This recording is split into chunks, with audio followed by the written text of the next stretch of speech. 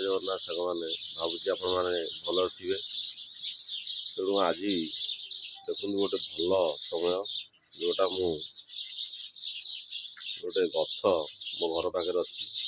ଆଉ ସେଇ ଗଛରେ ଦେଖନ୍ତୁ କେତେ ପକ୍ଷୀ ସବୁ ବସା କରିଛନ୍ତି, ଆଉ ତାଙ୍କର କେତେ ସୁନ୍ଦର ସୁନ୍ଦର ଶବ୍ଦ ହେଉଛି। ଦେଖନ୍ତୁ ଏଇଟା ଦେବଦାରୁ ଗଛ, ଆଉ ସେଇ ଦେବଦାରୁ ଗଛରେ କେତେ ସୁନ୍ଦର ଭାବରେ ପକ୍ଷୀମାନେ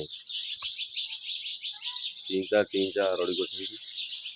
ତେଣୁ ଆମେ ଗଛକୁ କାଟିଦେଲେ ଏଇଭଳିଆ ପରିବେଶ ଆଉ ଏଭଳିଆ ସୁନ୍ଦର ଦୃଶ୍ୟ ଦେଖିବାକୁ ପାଇବା ନାହିଁ।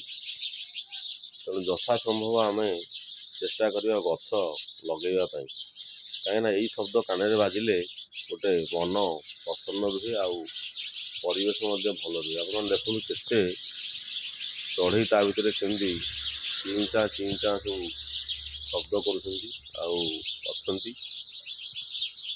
ତେଣୁ ମୁଁ ତ ଆଉ ତାଙ୍କର ସେଇ ଶବ୍ଦ ଦେଖି ଶୁଣି ମୁଁ ଆଉ ସମ୍ଭାଳିକି ରହିପାରିଲି ନାହିଁ।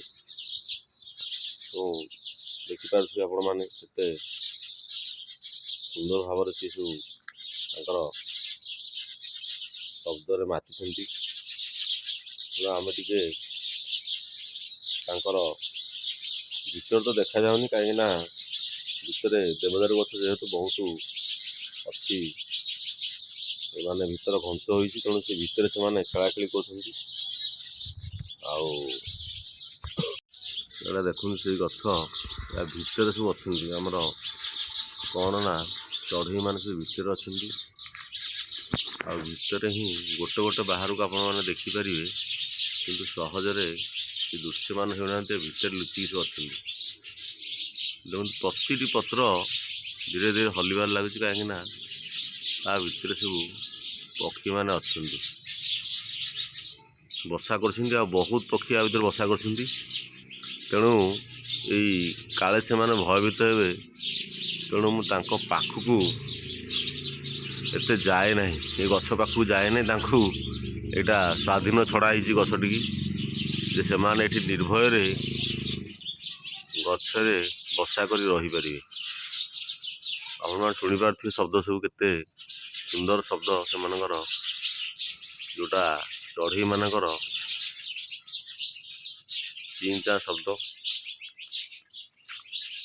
ତେଣୁ ଦେଖନ୍ତୁ, ତେଣୁ ଏଭଳିଆ ଦୃଶ୍ୟ ମିଳେ ନାହିଁ। ଆମେ ଯଦି ଗଛଟାକୁ କାଟିଦେବା, ଘର ପାଖରେ ଗଛ ରଖିବା ନାହିଁ, ତାହେଲେ ଆଉ ଏ ଶବ୍ଦ ଶୁଣିବାକୁ ପାଇବା ନାହିଁ।